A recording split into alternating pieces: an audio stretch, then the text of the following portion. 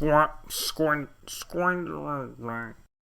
hours ago, Wales's most successful coach of all time, Warren Gatland, was let go for immediate effect, bringing down the curtain on a baffling second stint for a man who accomplished so much over his first 12 years. A very fine World Cup window marred either side by 17 losses from 18 matches. Cymru go in the entirety of 2024 without a win before losing their opening 2 games of the Guinness Six Nations, leaving them surely with another wooden spoon. And so, with the news still fresh, in order to react and discuss his departure and perhaps look forward to what comes next, we sat down to dig right in.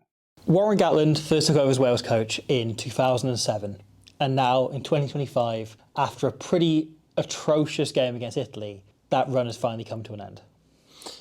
It's so weird, isn't it? Yeah. I think a lot of people will be kind of celebrating this, going, this had to happen for a long time. Yeah. I find that quite difficult because Warren Gatland was the guy who was in charge of Wales when we first started watching them. That 2008 Grand Slam was the starting point for us and for him as well. And it feels like Warren Gatland's been a part of Wales for all that time. Then 2019 was the perfect ending. Then getting him back was such a source of joy. Yeah. And the 2023 World Cup going as it did, kind of unexpectedly for that Wales team. Yeah. And now to find ourselves in this situation where it's 15 games lost on the 14. trot. 14. Though the next one's against Ireland, so it will be 15. That is quite a difficult position to find ourselves in. And I just find it quite sad as everything, as a Wales fan, as a fan of Warren Gatland. That when I first heard this news, my reaction was very different to what it was 10 minutes beforehand. This morning, if you'd asked me my thoughts on this, I'd have said he has to go at the end of the Six Nations, but you might as well keep him through the campaign, right? And I don't think that's an unpopular opinion. I think that's very valid. You know, I think you kind of, that stability, that give him a final chance to, you know, have the game against England, etc. However, I don't think Wales had any more time than this. I think the results have been getting worse and worse and worse. I think it's been in an absolute state. I think Wales have been going backwards at some rate. I thought that Italy performance was the worst of Gatland's either tenure, or certainly up there, or down there, I suppose. And I think this change had to come. However, when I actually heard it, it was sad. And you do kind of go, well, he is the best coach Wales have ever had. They are. And you've got to balance those two things in your head, that both things are true. He's the best coach Wales have ever had, and yet he's on the worst run of results that the team's ever seen. And that's the sad thing, is there's not an easy way out of this. No. You know? And the way out of this probably isn't just persist with things and hope it gets better. Yeah. You know? Yeah, exactly. Sure, there's a chance that works, but it's a very, very slim one. And pressing the hard reset button is the bolder thing to do. It's more likely to be successful than just giving Gatland a chance and seeing what happens, you know? And yeah, it's quite upsetting, obviously, for him, first and foremost. Yeah. I hope he's okay. I hope that his family and his friends are okay, and that the players, you know, a lot of them will have known him for a number of years, will have been given their careers by him, you know, or given lifelines by him in the darkest days of their careers. So that must be a difficult thing. But at the same time, the culture is currently a losing one, you know. They're in an environment that is used to losing games, and it probably is the right thing to do, to just press the hard reset button and just go, look, let's change things altogether. Yeah. Regardless of what you think of Gatland from a rugby perspective, what he's doing. I think the big problem with the second Gatland era is since the 2023 World Cup, which, as we say, went broadly very well. Obviously, they lost that game to Argentina in the quarterfinal, but they very easily could have won that. You know, we obviously had to change the referee and everything, and that freed the team up massively. And then various factors in there, you go like, that game easily could have gone the other way, right? Yeah. Against a very good Argentina team who, in theory, are much better than that Wales team were. And maybe coached by the guy coming in for Wales. However, since then, I think there has been a consistent lack of strategy and of approach and of consistency to Wales. I think the problem has not been the results so much as I can't tell what Gatland's doing. And I don't think he's had a clear vision of what he needs to do. I think each campaign is a very different idea of what it is, what he wants. And so we saw that 2024 Six Nations, when he came and he went, we're going to blood loads of kids and we're going to play an attacking first game plan and we're going to try and be really open and expansive. And the attack was shit. It wasn't good enough for that standard.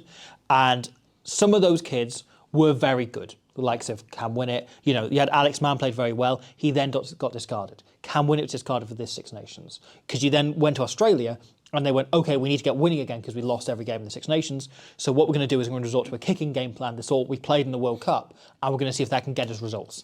And it didn't. And still brought in the likes of Ellis Bevan and Ben Thomas, of course. Two halfbacks who weren't in the squad 3 months ago. And obviously the whole Ben Thomas thing is a real talking point of the Six Nations, where he's being thrust into the 10 jersey. He's usually a 12 at Cardiff. He himself prefers playing 12. Yep. And this is the bit where I get a little bit shaky with the whole thing. That the blame has been rightfully or wrongfully put onto Gatland. You know, he's the face of this. When you're a coach, the whole thing is you take responsibility. In the good and the bad, you take the responsibility for the team, right? And that's what's happened in Gatland's situation here. Fair enough, right? But the real red flag is, by such a distance, the attack. The fact that the attack looks so blunt against France. Granted, it's partly was met by the Sean Edwards defence, who are extremely effective, whatever, right? And then against Italy, I genuinely don't know what they were trying to do. I genuinely can't tell what shapes they were trying to call. And God bless Ben Thomas, like, it wasn't really his fault that he was thrust into a difficult position in difficult conditions, right? But at the same time, the bit that does fall on Gatland is he has asked somebody who is not usually playing in that position, who's not that used to this level, you know, who's still in his first 10 caps, to be like that.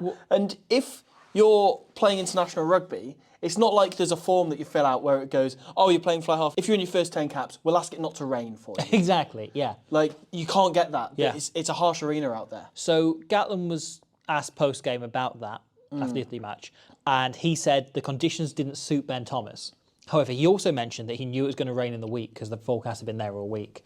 And he made that selection. He could have picked Gareth Anscombe. He could have even picked Dan Edwards, who's played in rainy conditions before. He lives in Swansea. And that would have been fine. You could have done that. But instead, I think one of the things that's frustrated the Welsh public and why there's been such a backlash against him is that lack of accountability throughout the entire thing. Yeah. You know, there's been this denial of the fact that the results are going badly. The infamous clip that got shared around of him asking what part isn't clicking to a journalist, and they replied, the results, from a few days ago. You had the Australia game where he came out and was grinning and was very much like, well, you know, some things don't go your way. And I think that pissed off a lot of the Welsh public. It did. I get that one, though, because it's like, if he wasn't laughing, he would cry. Exactly, you know? yeah. I just think there's been an awful lot of this. You then go further back, right, before these two campaigns which have gone so horrendously badly, and it's been this kind of lack of responsibility, to the Corey Hill situation last summer. Yeah, which is awful. He handled that so badly. He handled that unbelievably badly. You then have the scandal around the WU sexism, misogyny cases, which twice he said he'd like to hear the other side of the story, and then defended people involved in those cases. Which is unexcusable. You have the situation in 2023 when we had the players' strike, and he took the side of the bosses and didn't back up his players, didn't want anything involved, just wanted the game to go ahead, wasn't interested in their situation, their personal lives. Again, Dan Biggar's book very much highlighted a lot of this. It's really ironic because every time you see anything about Warren Gatland, he always says, like, make sure your families are okay first. That's the thing we're going to put first at all time, is everyone's family, everyone's personal life needs to be okay. And then suddenly, when his back's against the wall, he just goes, oh, just grow up, lads. You know, it's only your salaries, it's only your jobs, you know. Yeah. And that stinks to me. When the opposition captain in Ellis Genge was more vocal in support of them than their coach, you knew something was wrong there. Real red flag. And I think that's been a big part of the issue. You then go back to things like the waterboarding the players and so on, which is just an alternative coach, like, you know, different, whatever. But I think there has been a growing consensus of frustration with Warren Gatland that has then been backed up by him consistently not covering himself in glory in things he's said, in ways he's handled situations that are difficult, and he's then handled them particularly badly in a few cases. And I think that's led to the Welsh public and perhaps players, we aren't to know, taking against this. And it's led to this situation where I think the problem has been the model. The problem has been the fact that Wales have changed their game plan every campaign under him, basically. They haven't had any consistency. There's no vision. There's no clear plan. We look at the selections, as I say, like they're leaving out the likes of, you know, obviously Alex Mann, but like Cam Winnett not making this squad, Gareth Anscombe not making this squad, and not really having good answers for why. Max Morgan Corwell Morris is obviously a big one. That a few of those form players where he sort of gives a vague description of why he doesn't. Took a long time for Nicky Smith to get in when he was one of the form players in Wales. Like. But it often becomes what do you want from a player, because that is shifting constantly.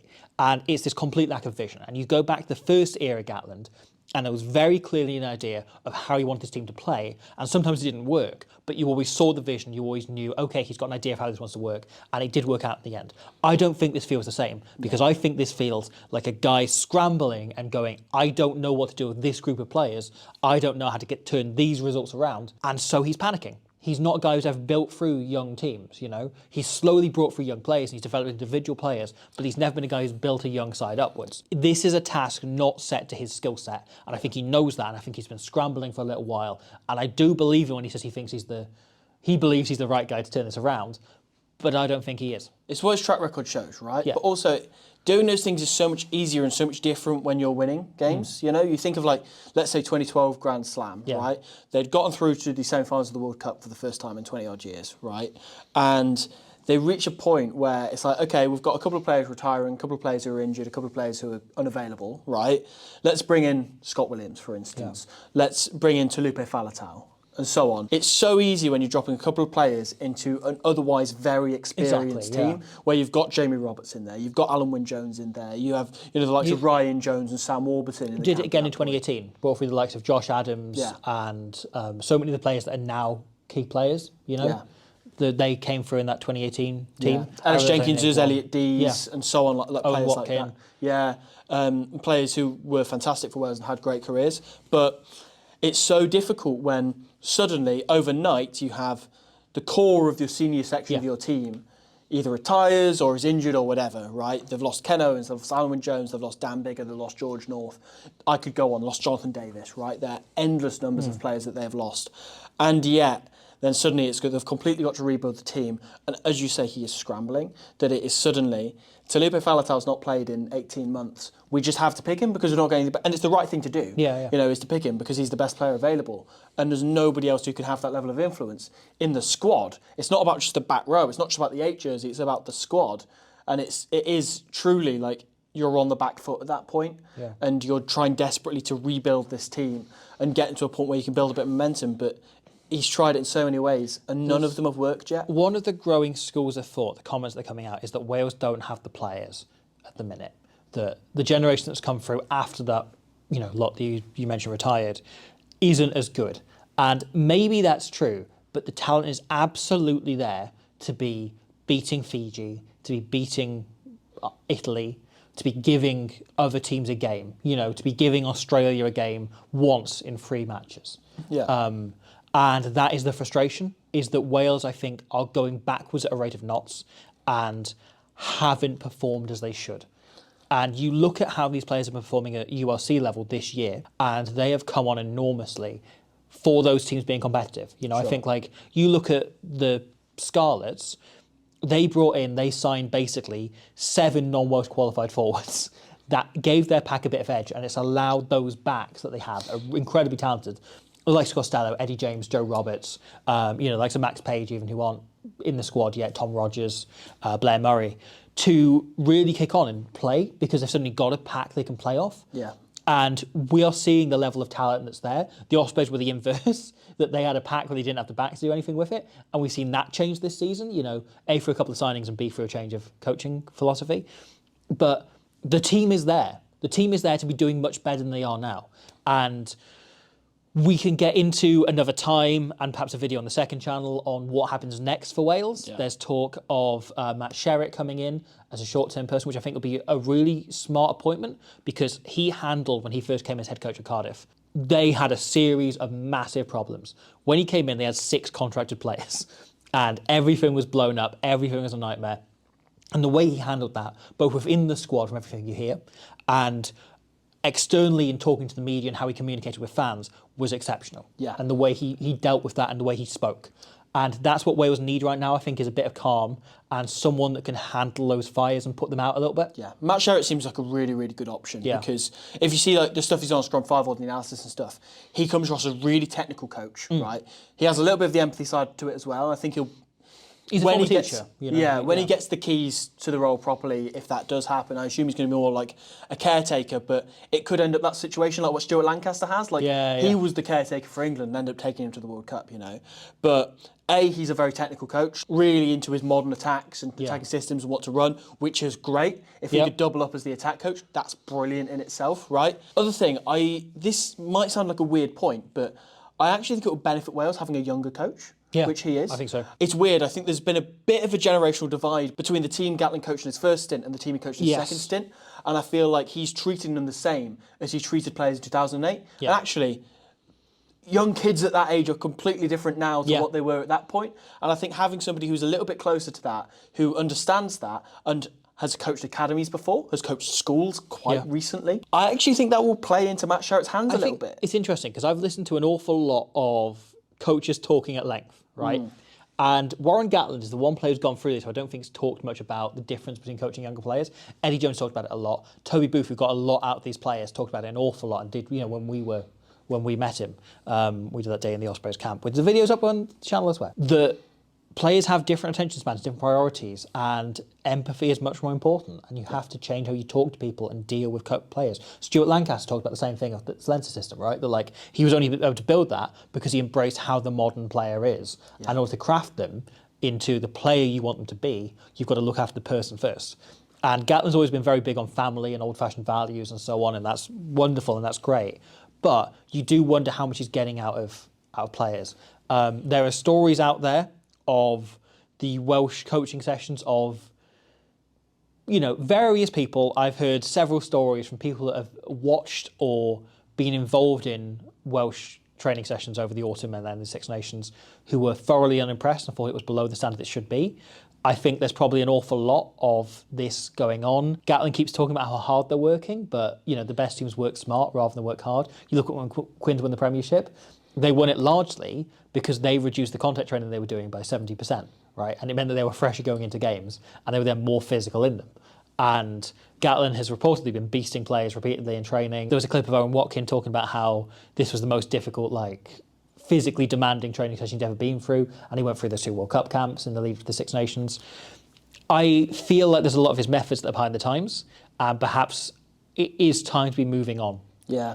2 points. One, with that Quins connection, makes you wonder if Adam Jones will take more of a leadership role and be able to have a bit of a say in the structure of training. I know that the scrum coach typically doesn't, but you never know in this scenario. Adam Jones is the most loved and respected member of that Welsh team altogether, really.